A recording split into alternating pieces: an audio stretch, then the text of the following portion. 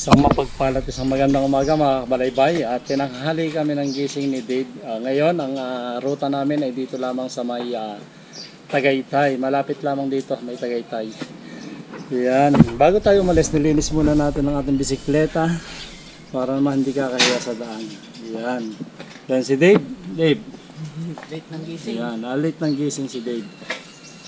Kaya ano pang hinihintay, samahan nyo kami dito sa aming short ride lamang to, pero matindi yung ahon. Magsisimula ang aming biyahe ngayon dito sa may Carmel Ray, Canlubang, Calamba, Laguna. Yan. Ito yung daan ng mga papasok sa trabaho papunta rito sa Industrial Park. Ngayon, kasama ko si Dave. Then nandiyan sa unahan. Paspas at tayo makakapasok. At bago ko pumasok dito sa loob ng Carmel Ray, tatanungin ka ng security guard kung dito ka nagtatrabaho. Kasi kung hindi ka dito nagtatrabaho ay hindi ka papayagan nilang pumasok dito ang mga riders. Buti na lang kasama natin si Dave na dito nagtatrabaho. Hindi na kinuna ng ID, no? Ayan.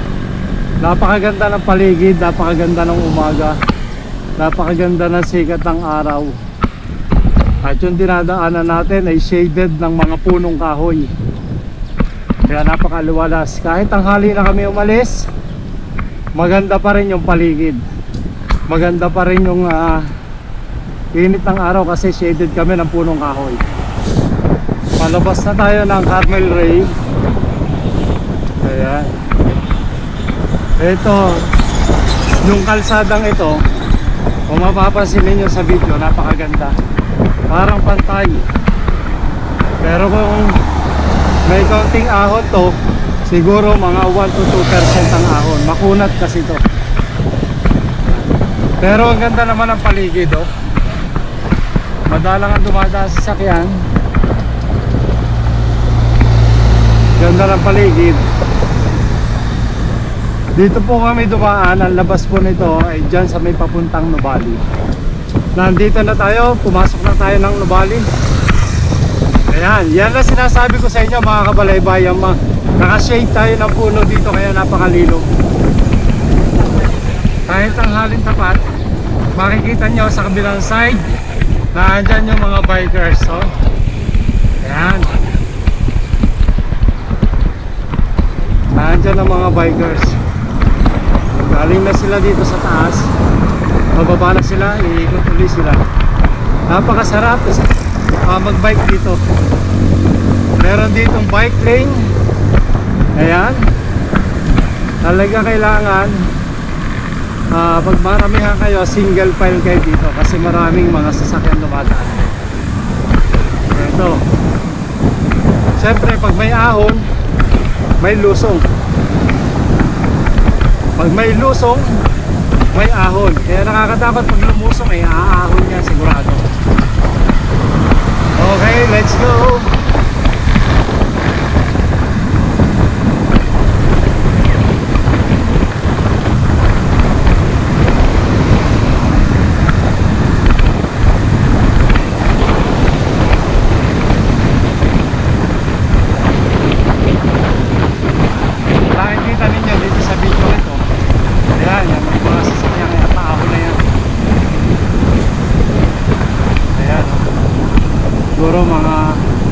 Maikli lang naman, pero ahon yan.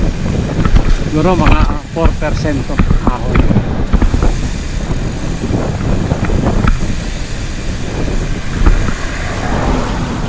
Ayan, sige.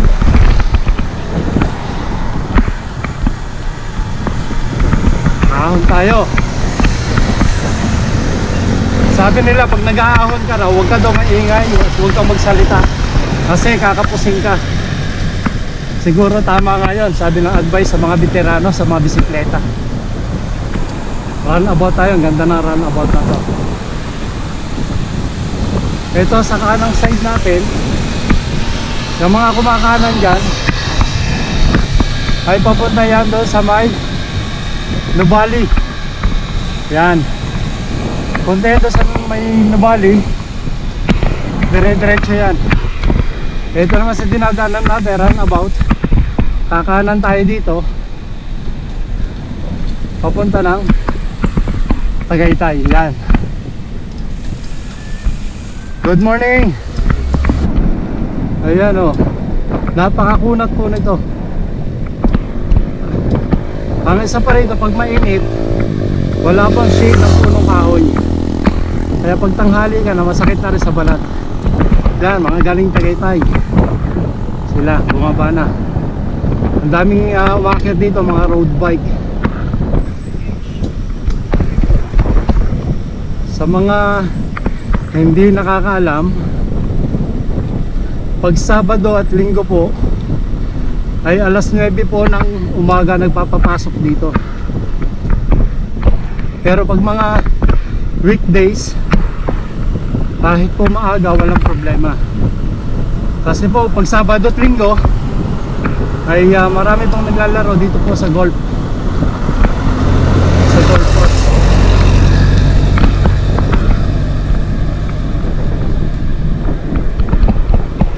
Dito kami nagpalipad na ng drone ni Dave na nawala ang aming drone.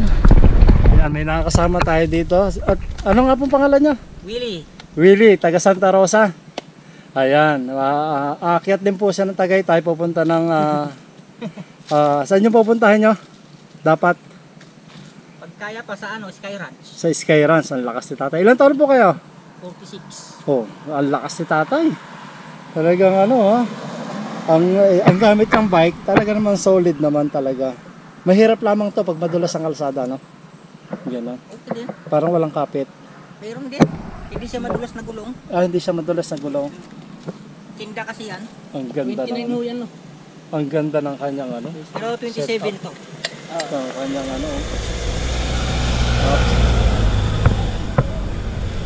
puro carbon ata to. Hindi. Alin. Aloy.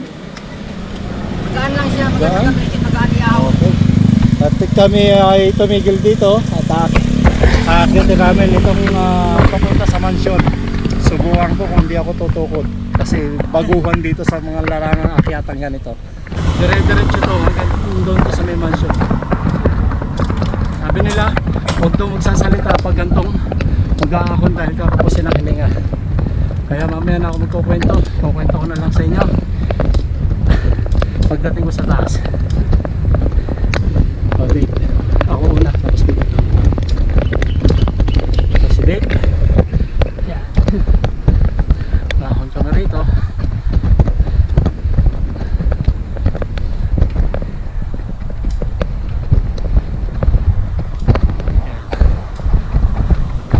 Meron namang bawi pagdating dito.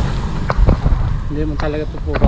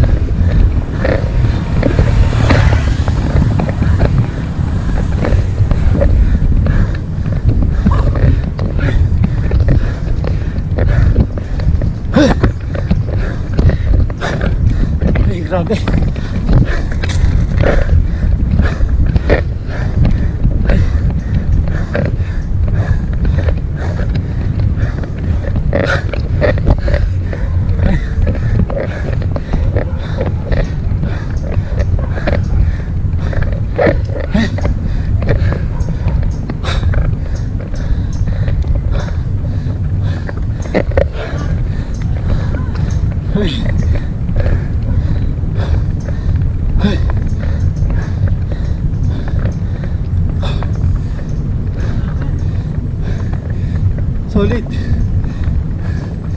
Ay, tadi ahong ngayon.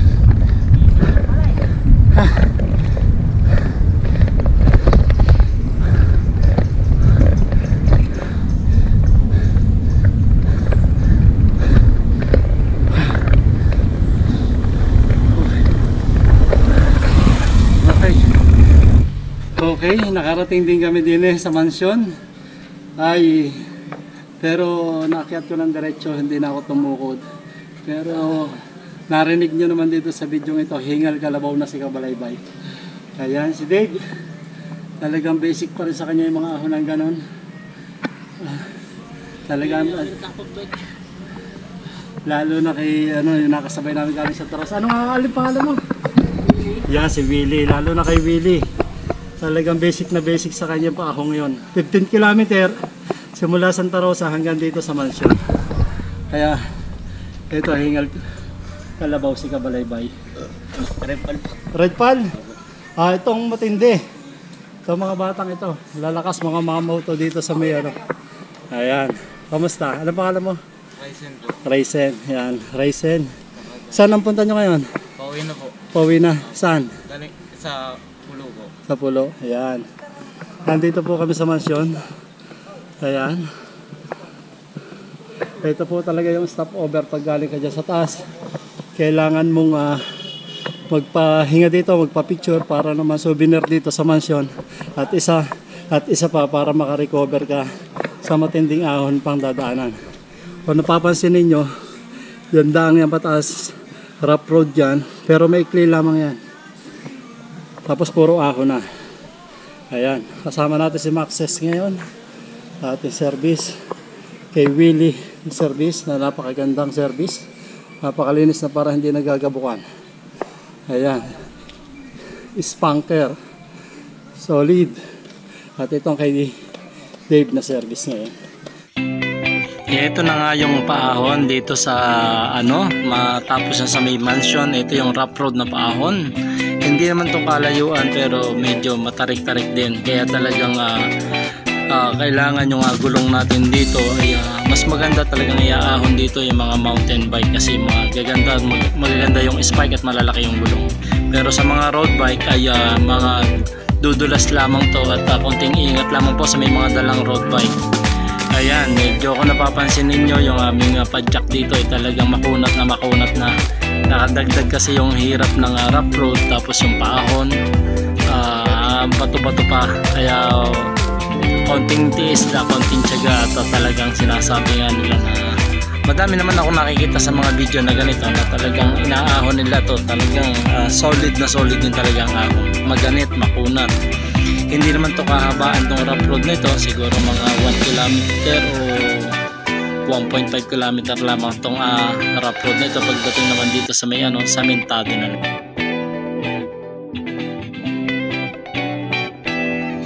Patuloy pa rin kami sa pagpadjak ni Dave dito. Talagang makarating lamang dito sa sementadong parte ng kalsadang ito. Ayan, ito yung lugar ng Kasili.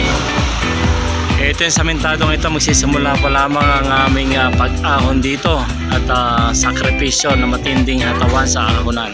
Hindi man kabilisan yung padjak pero talagang alalay lang, pero napakatindi talaga ng ahon dito. Isang napakakunat at isang napagpahirap dito yung walang shade yung kalsada. Wala man lamang mga puno na talagang pwede mong pag-recover kung sakaling ikaw ay tumatakbo dito sa gilid nito. Pero sa ngayon dito kami tumakbo sa may bandang kaliwa, sumalubong kami kasi talagang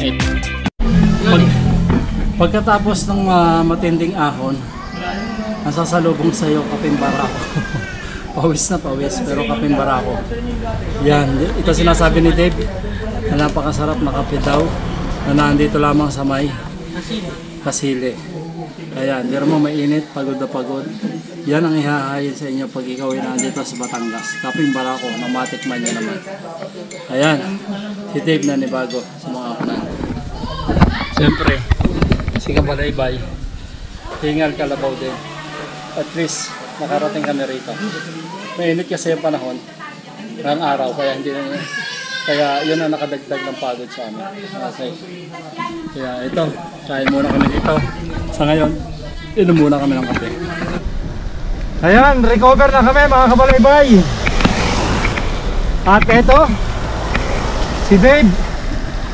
Ayan, sa susunod na kami aahon papuntang Tagaytay.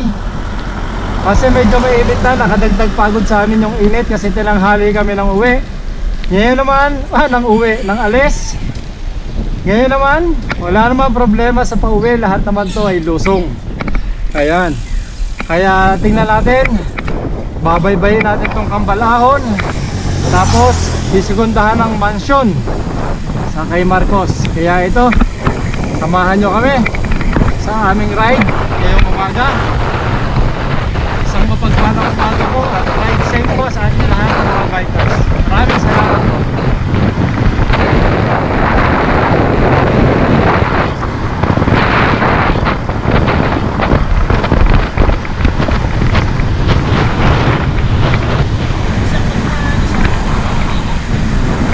Hindi ko pinapigilan. Siya. Pagpalusong, okay lang. Pagpahon lang, no? Oo. Ayan. Kaya walang problema yung pauwi, mga kabalaybay. Kasi lahat naman to lusong.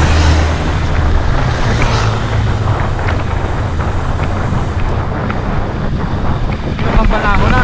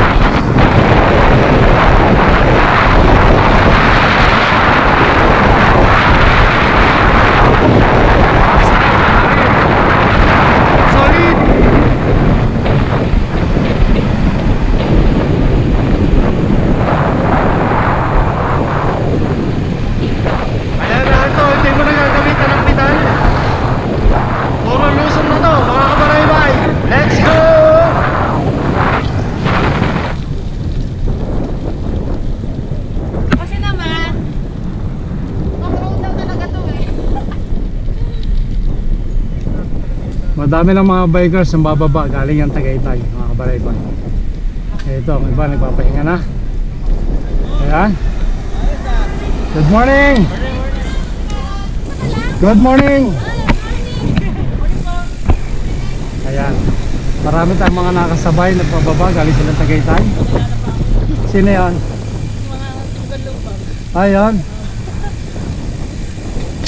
Lala ka.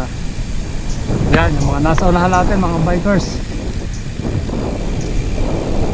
Nakalampas na tayo sa mansyon. Ngayon naman, bababa na tayo. Ito naman yung isang matarik na daan na sinasabi kanina, may takbong critics. Inakyat natin ang okay din naman. Pero lalay lang din kayo dito sa palusong kasi baka mamaya doon kayo pulutin sa bangin. Kaya, ano lang, takbong banayad lamang kayo. Masyadong matarik to, masyadong makulat ang daan. Tingnan ninyo naman yung area, napakaganda. At yung daan, palusong. Ingat kayo at alalay kayo sa preno kasi baka may kasalubong kayo dito. ay makakabigla kayo katulad yan. Oh. Kaya laging check ang inyong mga brakes bago kayo umalis ng inyong mga bahay. Isang paalala mula kay Kabalaybay pagdating dito sa baba. Kaya banayan. Lahat to lusong na. Ayan, okay. Good morning. Ayan, mga bikers na sakalam. Good morning po, good morning.